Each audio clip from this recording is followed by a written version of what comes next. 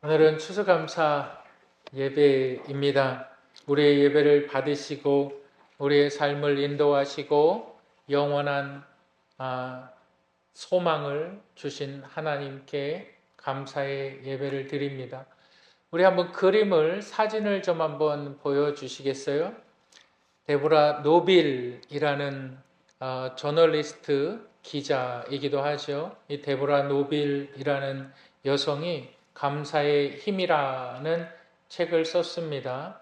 그 책의 내용을 잠깐 설명해 드리면 이렇게 얘기합니다. 감사하는 사람에게 좋은 일이 많이 생길 수밖에 없다는 건 감사의 태도가 그들을 지켜주기 때문이다. 감사하는 사람은 감사의 태도를 만들어낸다.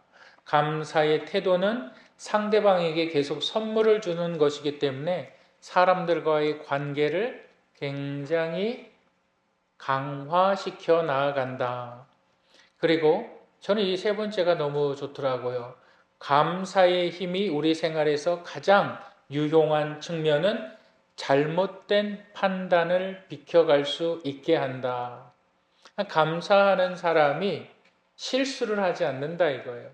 감사하는 사람이 좋은 판단을 하고 옳은 판단을 하게 된다.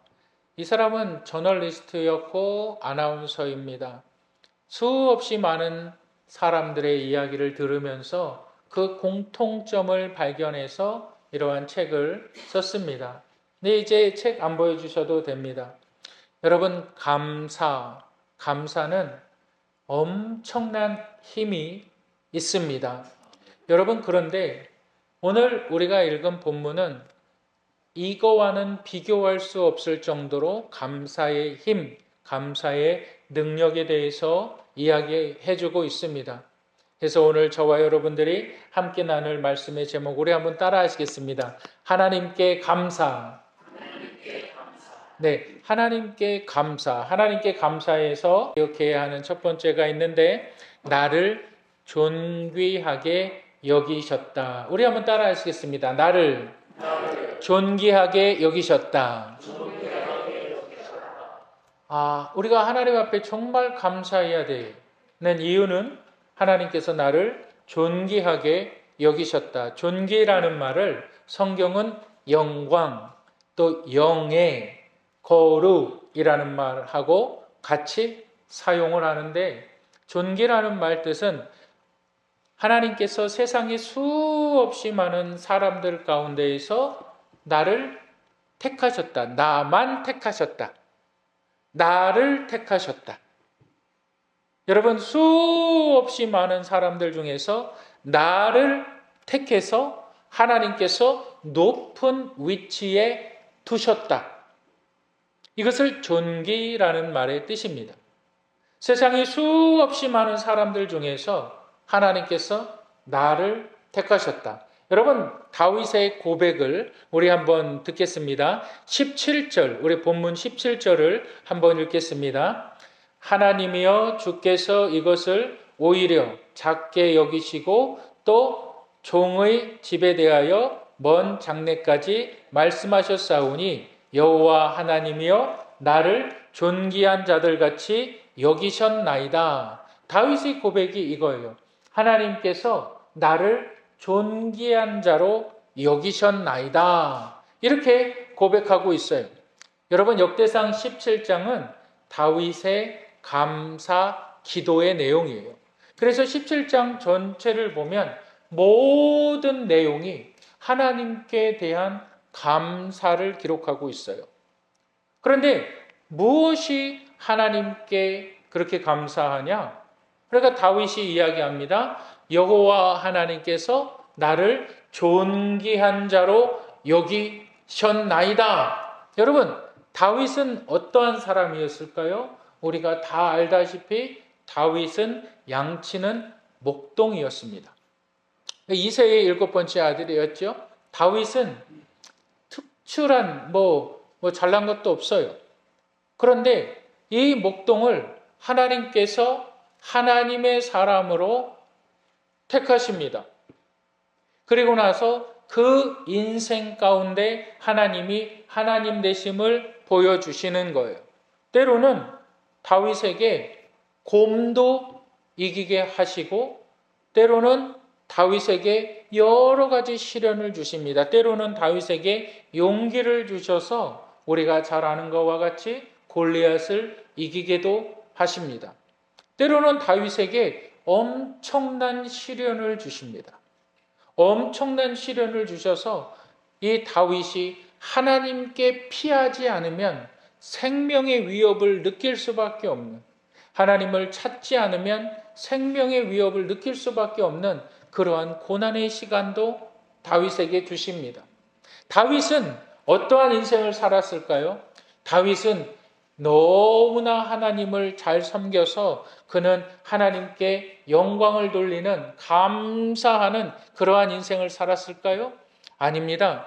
다윗은 넘어질 때가 더 많았어요. 다윗은 실수할 때가 더 많았고 다윗은 범죄할 때가 더 많았어요. 그런데 하나님께서 다윗의 범죄한 가운데에서도 하나님은 여전히 거기에 계셨고, 하나님은 다윗을 징계하심 가운데에서도 견딜 수 있는 징계를 허락하시고, 하나님은 다윗의 영광스러운 예배를 드릴 때도 그 예배를 기쁘게 받아주시고, 하나님은 한 사람을 택해서 하나님은 그 인생을 이끌어 오시는데 그 인생을 어디에다 두시느냐? 바로 이스라엘의 왕의 자리에 두신 것입니다. 하나님께서 다윗을 몰아가셨다. 하나님께서 다윗을 몰아가시는데 그 몰아가시는 과정이 순탄하지 않는 거예요. 넘어지게도 하시고, 때로는 하나님을 향하여서 불평하게도 하고, 때로는 하나님을 향하여서 힘을 얻기도 하고, 때로는 하나님께 범죄하기도 하며, 하나님 앞에 때로는 기쁨으로 춤을 추기도 한 다윗의 인생. 여러분, 그 다윗의 인생, 그것을 다윗이 이제 인생의 황혼기에서 되돌아보니까 하나님께서 나를 택하셨구나, 하나님께서 나를 존귀하게 여기셨구나, 이 고백을 하는 것입니다. 여러분, 하나님께 택함 받은 사람들이 존귀한 사람들이라는 것을 여러분 믿으시기를 바랍니다. 여러분 옆에 분들과 함께 이야기하실 때에 하나님께서, 한번 따라 하시겠습니다. 하나님께서 당신을 존귀하게 여기십니다. 하나님께서 내 인생을 존귀하게 여기신다는 거예요. 다윗이 잘해서가 아니라 하나님께서 다윗을 택하셨기 때문에 하나님께서 그를 존귀한 길로 만들어 가신다. 그것을 하나님께 감사했다는 거예요.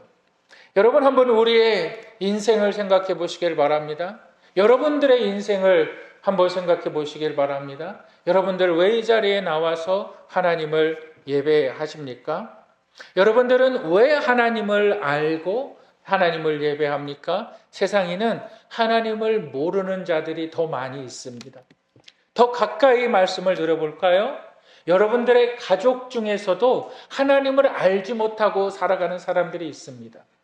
여러분들의 친척 가운데에서도 하나님을 알지 못하고 예배하지 못하고 살아가는 자들이 많이 있습니다.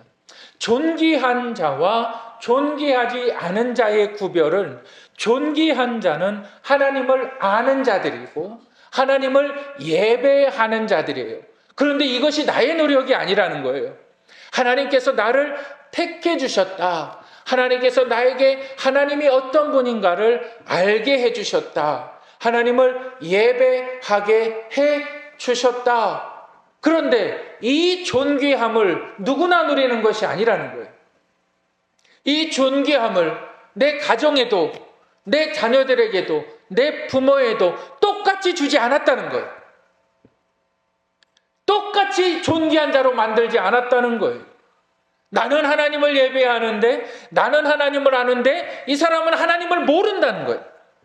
아니, 가족인데, 형제인데, 자매인데, 나는 하나님을 알고, 나는 구원함을 받고, 나는 영생에 대해서 알고 있는데, 나는 죽음에 대해서 알고 있는데, 내 삶을 인도하시는 분을 알고 있는데, 형제인데, 부모인데, 자매인데, 남편인데, 아내인데 그들은 모른다. 아무리 하나님을 전하고 아무리 하나님을 알려드린다고 해도 그들이 모른다는 거예요. 알려고 하지 않는다는 거예요. 근데 다윗의 고백은 뭐냐? 하나님께서 그를 존귀한 자로 여기셨다. 전적인 주권이 누구에게 있다? 하나님께 있다. 다윗의 감사, 하나님께 대한 감사가 바로 이것이었다. 근데 이 존귀함을 다윗이 인생의 여정을 쭉 지나보니까 하나님께서 나를 어떻게 존귀한 자로 만드셨는가? 하나님께서 나를 어떻게 이끌어 가셨는가? 내 인생이 주마등과 같이 스쳐 지나가더라. 그게 본문의 얘기인 거예요. 하나님께서 나를 왜 택했는지, 하나님께서 왜 나에게 돌팔매질을 잘하게 하셨는지, 하나님께서 왜 나를 이스라엘 왕으로 세우셨는지 모른다. 그런데 그것을 하나님의 몰아가심이다. 하나님의 몰아가심 가운데 다윗의 인생을 생각해 보니까 하나님께서 나를 존귀한 자로 여기셨구나. 여러분, 우리의 인생에 여러 가지 험난한 길들을 걸어오신 분들도 있고 또한 인생의 기쁨을 누리신 분들도 많이 있을 것입니다. 그런데 그 모든 인생의 시간 가운데 내가 하나님을 알고 하나님을 예배하고 하나님 앞에 나아가는 분들은 하나님께서 존귀하게 여기시는 자들이다. 이 사실을 믿으시기를 주님의 이름으로 축복합니다. 두 번째로 하나님께 감사해서 우리가 기억해야 되는 것이 있는데 우리 한번 따라 하시겠습니다. 존귀한 일을 행하게 하신다. 존귀한 자는 존귀한 일을 하게 하신다. 우리 이사야서 32장 8절. 존귀한 자는 존귀한 일을 계획하나니 그는 항상 존귀한 일을 하리라. 이사야서는 이렇게 얘기합니다. 존귀한 자는 존귀한 일을 계획하나니 그는 항상 존귀한 일에 서리라. 다윗의 존귀한 일이 무엇이었을까요? 17장에 보면 우리 한번 17장 2절을 다 같이 읽겠습니다. 2절. 나단이 다윗에게 이르되 하나님이 왕과 함께 계시니 마음에 있는 바를 모두 행하소서. 다윗의 존귀한 일은 무엇이었을까? 다윗이 인생을 쫙 생각해 보니까 나를 하나님께서 왕이 되게 하신 분도 하나님이시고 내 인생 가운데 하나님께서 먹을 것을 주시고 피할 곳을 예배해 주신 분도 하나님이시다. 내 인생을 생각해 보니까 하나님의 은혜가 너무 커요. 그리고 17장 1절에 보면 이렇게 다윗이 고백을 해요. 나는 백향목이 있는 이 화려한 궁전에서 거하고 있는데 하나님은 천막에 계시는구나. 그래서 다윗이 뭘 이야기하냐면 하나님의 언약궤를 위해서 주의 성전, 하나님의 성전을 건축하려고 그 생각을 합니다. 그리고 그 생각을 선지자 나단에게 말을 하는 거예요. 나단 선지자야, 내가 하나님의 은혜를 이렇게 많이 받았다. 하나님께서 나에게 베풀어 주신 은혜는 너무나 위대하고 크다. 그런데 나는 이렇게 잘 살고 있는데 하나님의 언약궤는 저 텐트에 있지 않느냐? 저 천막에 있지 않느냐? 내가 하나님을 위하여, 하나님의 영광을 위하여 내가 성전을 건축하겠다. 그러니까 나단 선지자가 하는 말이 왕이여, 왕은 좋으실 대로 하십시오. 하나님께서 얼마나 기뻐하실까요? 하나님께서 얼마나 즐거워하실까요? 왕이 성전을 건축한다니 하나님은 얼마나 기뻐하실까요? 왕 마음대로 하십시오. 그렇게 이야기를 하는 거예요. 여러분, 그러나 8절을 보시길 바랍니다. 내가 어디로 가든지 내가 너와 함께 있어 내 모든 대적을 내 앞에서 멸하였은즉 세상에서 존귀한 자들의 이름같이 이름을 내게 만들어 주리라. 여러분, 이 말이 무슨 말이에요? 다윗이 내가 하나님을 위하여서 내가 성전을 만들겠습니다. 하나님이 너 쓸데없는 짓 하지 말라. 이 말이에요. 너 쓸데없는 짓 하지 마라. 네가 나를 위해서 성전을 만들겠다? 너는 내가 누군지 아느냐? 네가 걸음을 걸어갈 때도 나는 항상 너와 함께 걸어가는 자였고 내가 대적 앞에 서 있을 때도 나는 대적을 물리치는 자이다. 나는 너를 항상 떠나지 않는 자이다. 나는 너를 존귀한 자들과 같이 존귀한 자로 만드는 자다. 하나님께서는 다윗이 성전을 짓게 하겠다라는 생각에서 너 착각하지 마라. 너 그 일을 하지 마라. 왜 그렇게 말씀을 하십니까? 그 이유가 뭘까요? 역대상에 기록되어 있는 다윗의 이야기는 다윗의 인생의 황혼기였어요. 그가 70세 이후에 다윗이 몇 세 때 죽었는지 아십니까? 70세 때 죽었어요. 70대에 죽었어요. 그러니까 자기가 지금 성전을 건축하겠다는 생각이 노망이라는 거예요. 자기가 죽어야 될 나이가 가까이 왔는데 하나님께서 내가 하나님의 은혜라고 착각을 하고 하나님을 위해서 큰 일들을 계획을 하겠다, 이것을 이야기하는 거예요. 그러니까 하나님이 너 착각하지 마. 너 인생을 제대로 알아. 그러면서 하나님께서 이렇게 말합니다. 우리 17장 11절 12절.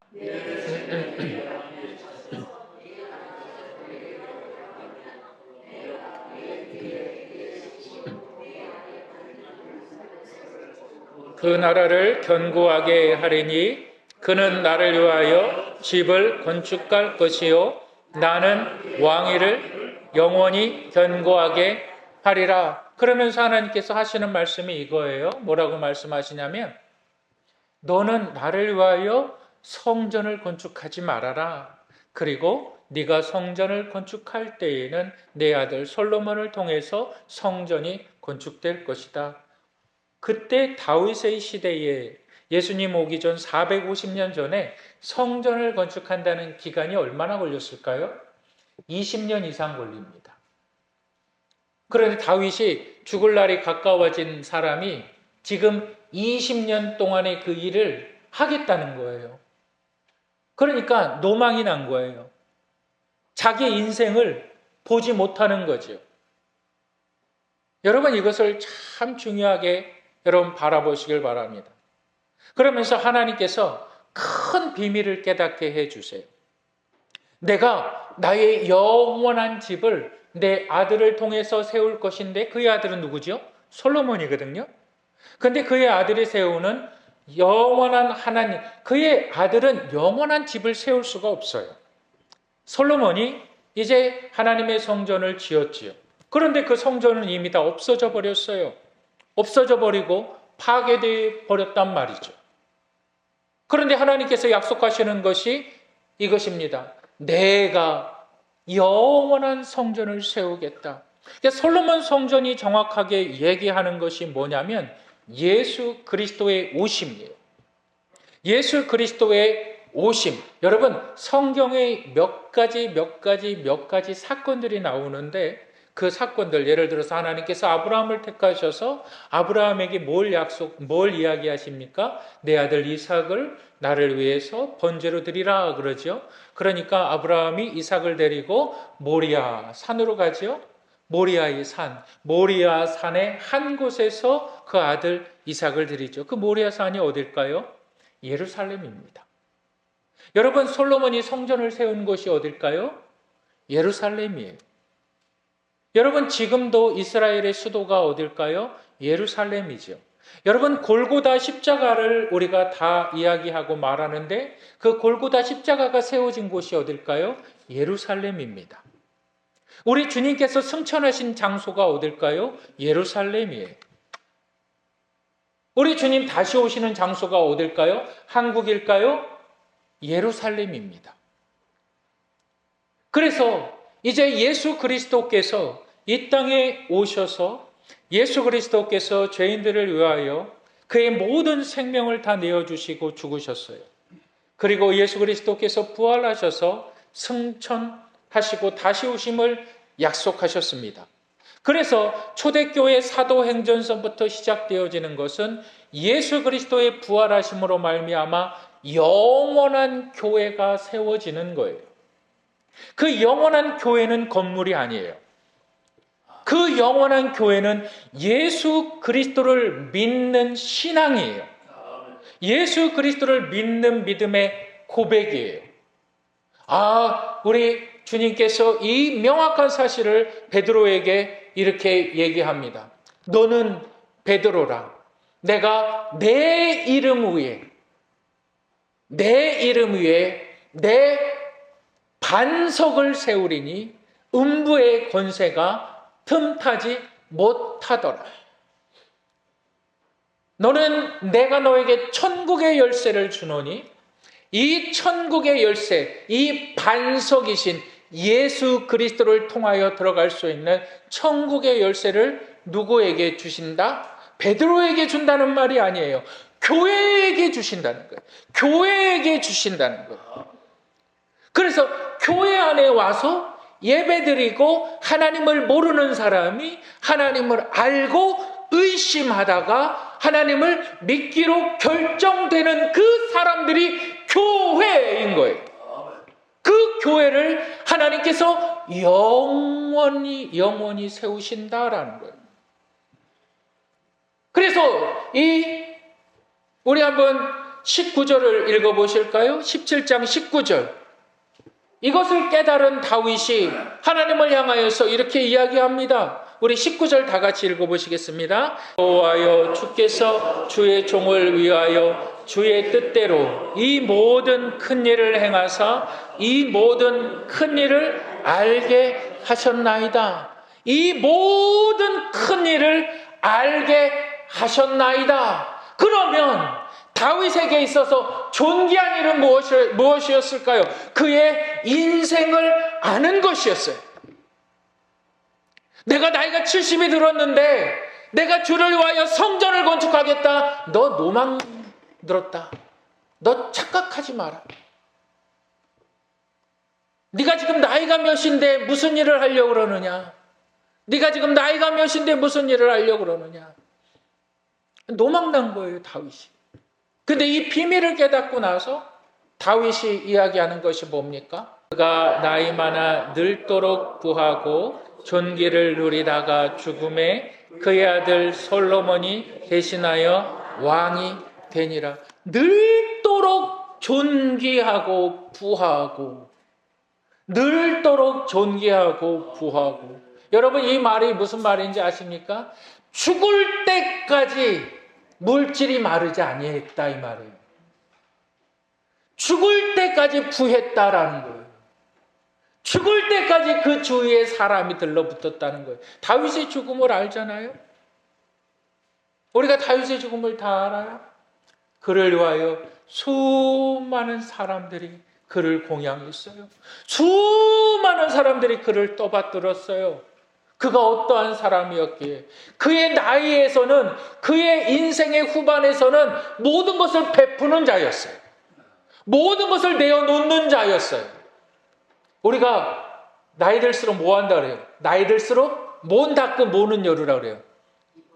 입은 닫고 뭔 열으라 그래요? 뭘 열으라? 알면서 안 하세요. 다시 한번, 나이 들수록 뭐 하라고요? 다윗이 그랬던 거예요. 입은 닫고, 주머니는, 여러분 주머니 열면은 뭐가 있으십니까? 다윗은 그것이 굉장히 많았던 거예요. 죽을 때까지 내가 주머니를 열어도 그것이 부족하지 않았다는 거예요.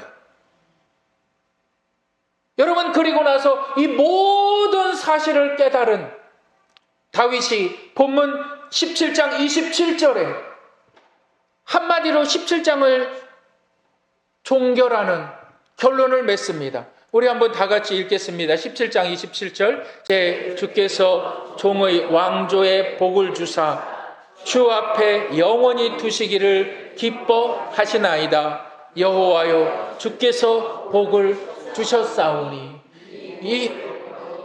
이 복을 어떻게 해요? 영원히. 이 복을 어떻게 해요?